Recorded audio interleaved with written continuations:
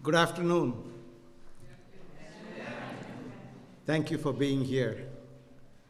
I'm honored that Acting Secretary of Commerce, Becky Blank, and Presidential Science Advisor, John Holdren, are among our many distinguished guests who are here today. Before I start, I would like to let you know that this will be a two-part program, and we ask you to please stay in your seats after the First Lady's remarks. At that time, we'll hear a panel of guests who will delve further into today's important topic. Today, I'm very happy to announce the launch of an exciting new undertaking at the National Science Foundation, the Career-Life Balance Initiative. This activity will enhance existing NSF policies and practices and implement new ones over time, subject to budget reality, of course, to provide flexibility for aspiring graduate students, postdocs, and researchers whom we support. This initiative is intended to advance the nation's ability to recruit and retain talented scientists and engineers here at home in the US in our educational institutions. It will help advance them to leadership positions in academia, in industry, and in public service. This is an important step in NSF's quest, the administration's quest, and really everyone's quest to establish a better balance between the responsibilities and demands of work lives and family lives. This initiative offers equal benefits to men and women developing careers. They will prove especially valuable to women who more often than not are the ones who suspend or surrender promising professional careers to take on the responsibilities associated with starting a family and caring for dependent family members. Why is this important? We need strategies that broaden the participation of those who are underrepresented, especially in science, technology, engineering, and math, or STEM. These strategies to tap the historically underrepresented talent of women, minorities, and persons with disabilities are essential to our future innovation, economic prosperity, and global leadership. Today's announcements represent one such strategy. NSF cannot do this alone. Given its pivotal role as a major funder of the nation's fundamental scientific enterprise, NSF bears responsibility to help workplaces creatively enable scientists and engineers to meet career and family demands. As women weigh career aspirations against conflicting life events, such as the birth or adoption of a child, duties of raising children and providing elder care, family-friendly policies help prevent them from being forced to make difficult decisions. They should not have to choose between their baby and the lab bench. Family formation, notably marriage and childbirth, accounts for the major loss of female talent from the job pool between the receipt of a PhD and achievement of a tenured position in the sciences. The statistics are overwhelming. Women account for about 41% of all new PhDs in science and engineering, but their share of full-time tenured or tenured track positions in academia is only about 28%. Following today's announcement, we will raise the visibility of existing policies and systematically incorporate them into proposal solicitations and grant reviews to make them systemic in the grant award process. For the sake of time, I mentioned just a few examples. Existing policies to become more systemic include no-cost extension of awards and flexible start dates for new awards for accommodation of key life events. We will provide grant supplements for research technicians to sustain ongoing research when investigators need to provide family care. We will collaborate with our higher education partners, such as the Association of American Universities and Association of Public and Land-Grant Universities, as well as with professional societies and other associations, such as the American Association of University Women, industry, and other government agencies, to facilitate the provision of parental medical leave, accommodations for dual career couples, and part-time options. Effective immediately, NSF will incorporate family-friendly practices and policies in NSF's career program, which is for young faculty members, and all postdoctoral programs. And in the future, subject to budget realities, we will integrate work-life balance practices into additional programs, including the Graduate Research Fellowship Program and the Advanced Program. Our goal is to implement these policies and practices throughout the entire portfolio of NSF activities and to better integrate their use as consistent with federal guidelines. These policies will preserve human capital in science and engineering while enhancing job availability and security for hardworking Americans in some of the highest growth fields. NSF and others in the administration are also engaging the academic and science and engineering communities. We are pleased that a number of professional organizations and private entities are announcing related efforts concurrently. In closing, let me relay some real-life testament to the value of this initiative as we congratulate one of our NSF postdoctoral awardees, Zoe Courville. Zoe cannot be with us today because she, in fact, is expecting a new baby any day now. She made the difficult choice to not deliver her baby at this White House event. But as one of the first grantees to take advantage of NSF's expanded family-friendly policies, she is not going to have to make a choice between being a good mom and being a great geoscience engineer. Zoe, if you're watching the webcast, congratulations, both on the baby and on your career.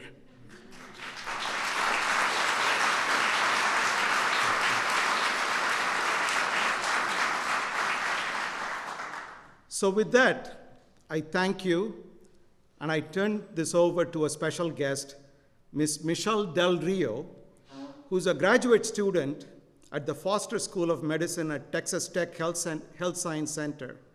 She's the president of the Association of Women in Science, El Paso chapter, and she works very closely with underprivileged youth in Hispanic communities. Michelle Del Rio.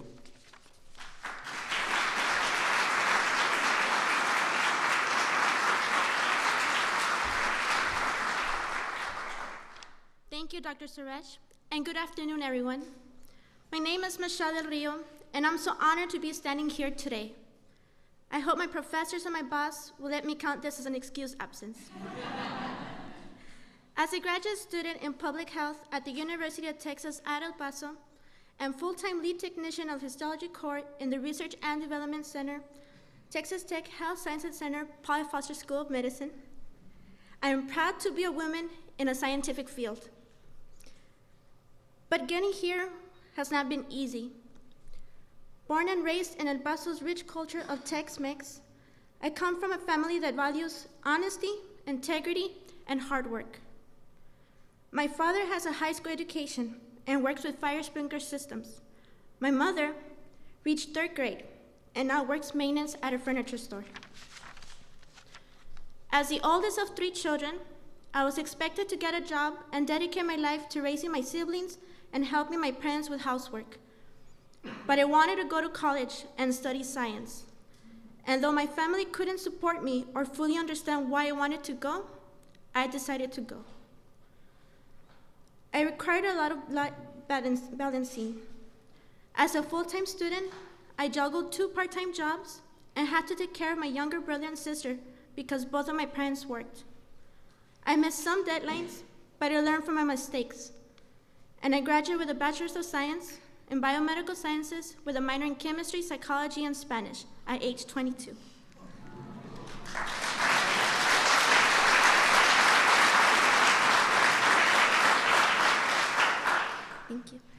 Today, I'm working harder than ever.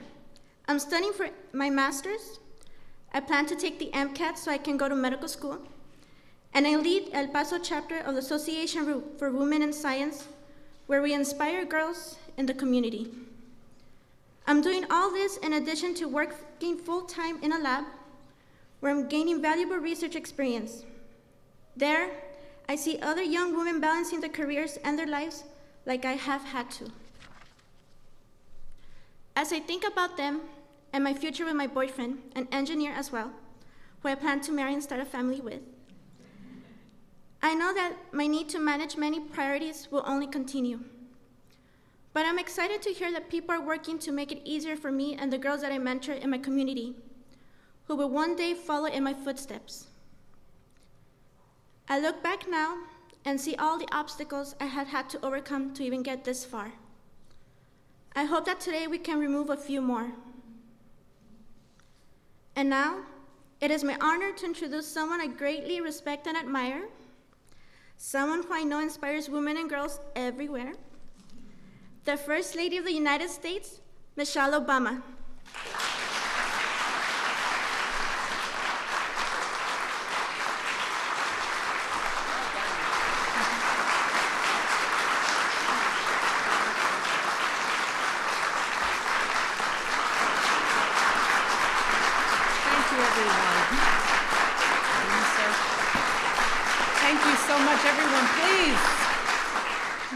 Let me welcome you all to the White House, and again, thank you, Michelle, for that very kind and inspirational story and introduction. We are all so proud of you. Now let's give Michelle a round of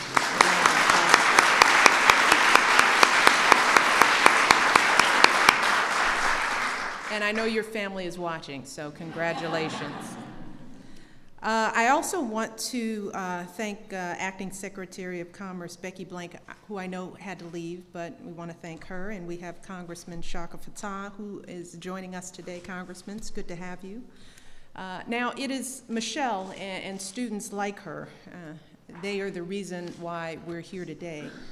Now more than ever, we can't afford to throw barriers in front of someone who had the hunger to be the first in her family to go to college, someone who worked full-time to put herself through school while keeping up with her younger brothers and sisters, someone who is proving the doubters wrong every single day. This country simply can't afford to miss out on someone like that, and fortunately, in Michelle's case, we didn't. So today is also about helping every little girl in this country believe that she can be the next Michelle Del Rio, right? It's about showing every child that a scientist isn't just something you hear about in biology class, that a doctor isn't someone you visit when you're sick. Instead, young people, particularly our girls, need to understand that doctors and scientists are something that anyone can become, no matter how much money your family has, no matter where you come from, or whether you're a man or a woman. And that message is more important than ever in today's world. As my husband has said again and again, in order to meet the challenges of the next century, we have got to strengthen our role as the world's engine of scientific discovery and technological advancement.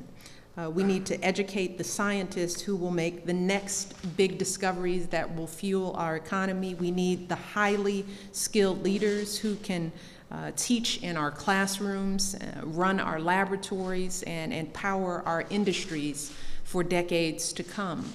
And if we're going to out-innovate and out-educate the rest of the world, then we have to open doors to everyone. We can't afford to leave anyone out. We need all hands on deck. And that means clearing hurdles for women and girls as they navigate careers in science, technology, engineering, and math.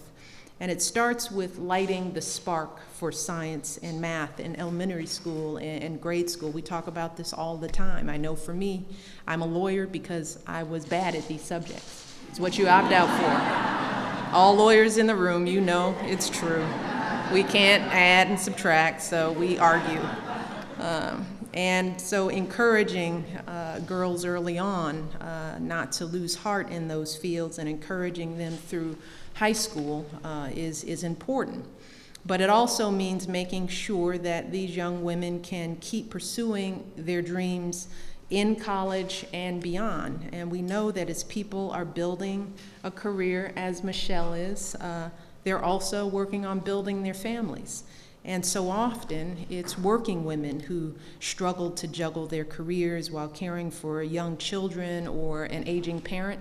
That means it's tougher for them to rise to positions of leadership. It means that the highest rungs of the career ladder are sometimes out of reach. And too often in STEM fields, it means giving up on those careers entirely. But if we take some practical, common sense steps, we can keep these women in the STEM pipeline where we so desperately need them. And that is why I am so excited about this effort from the National Science Foundation. The folks at the NSF understand that you shouldn't be penalized or lose a chance to advance in your career because you were taking care of a new child or a mom or dad who's gotten sick. This is another way that my husband's administration is leading by example on issues like these.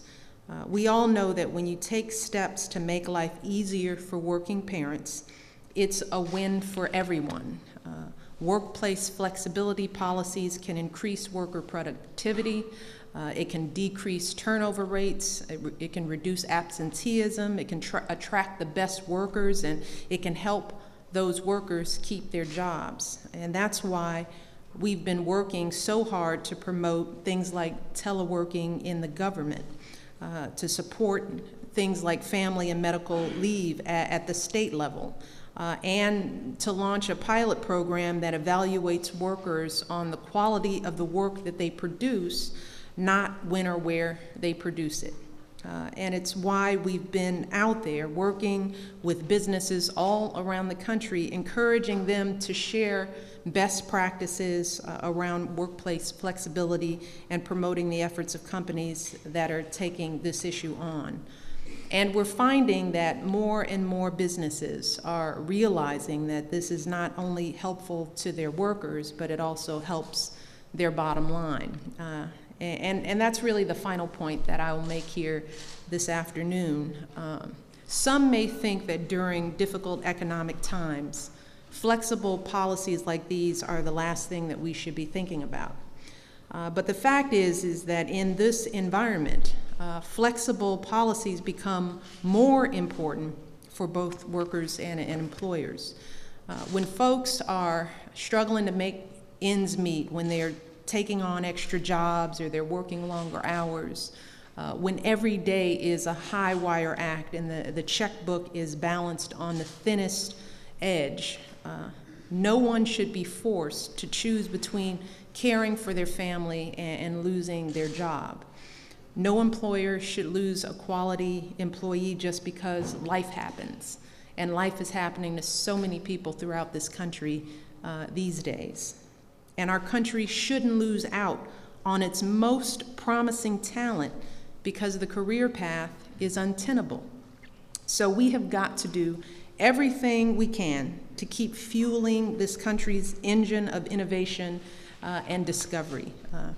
We've got to do everything we can to keep the doors open for women like Michelle and girls all across our country who want to be standing right in her shoes. And we'll do whatever it takes to get there, if only we lend a hand. So I want to thank you all for being here. I want to thank the NSF for stepping up and leading the way. This is a tremendous statement, and our hope is that other companies who are watching this will see this as another reason to follow suit. So with that, I want to turn it back over to Dr. Suresh, who's going to get the panel started in just a moment. And before I leave, I'll just come down and shake a few hands. So you all, thank you so much.